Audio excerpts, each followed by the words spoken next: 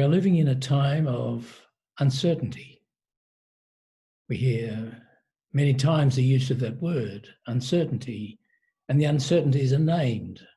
Sometimes they're around our inability to cross borders, uncertainties as to where this COVID-19 is leading us in Australia, uncertainties as to where things that we enjoy, like football, might open up, or whether some of us can go back to work, or whether we can go on holidays as we used to. Many uncertainties. Even more serious uncertainties for young people finishing year 12 this year. Uncertainties for people waiting serious operations, medical procedures. Uncertainties as to unemployment. And there's even more critical uncertainties in the world around many countries coping with COVID-19, and some with many people seeking refuge and asylum seekers. And within our own country, Australia, a large number of those who have sought asylum uncertain as to when we will ever warmly accept them and care for them. And so this word uncertainty really captures much of where many of us are in Australia at this time, and across the seas in our cousins in New Zealand as well. I draw inspiration from one particular person at this time, a remarkable young woman. Now, this young woman is married to a very good friend of mine in North Queensland.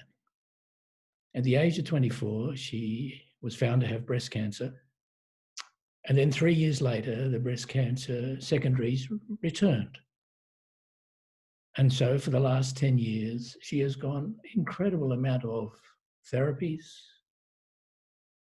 operations, treatments, dealing with the uncertainty of the cancer that has now spread throughout her body. And recently she was in hospital having a brain cancer removed. She has lived incredibly courageously with uncertainties over these last 13 years. How does she do it?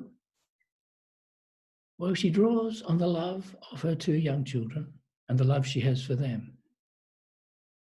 She draws on the love of her partner and his love and support and care for her, and the great support she has in her own family and friends. But it's more than that. She refuses to say she's fighting or battling cancer. She's living with it.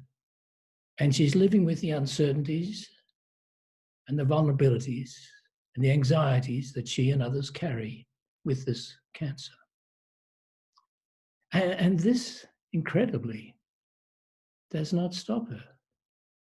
Does not stop her reaching out to others as well. So every year on Mother's Day, she gathers her friends to step out, to walk, and raise money for others with breast cancer. Pink Feet, I think it's called. But here is a young, married woman with children, living and having lived with uncertainties, much greater than many of us can imagine, and yet with hope and with love, and drawing on hope and love as she continues to live in this world. And so my encouragement to all of you is that, yes, we name uncertainties for what they are and who they are and where they are. And in those uncertainties, we experience vulnerability, sometimes fear, anxiety.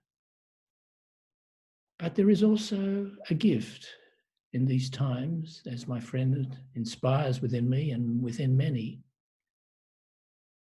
to look to those we love,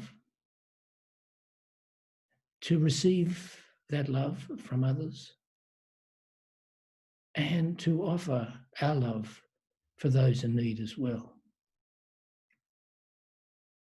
We can find life, the grace of love, and even the presence of our Creator, the giver of life, in all these uncertainties. I wish you well.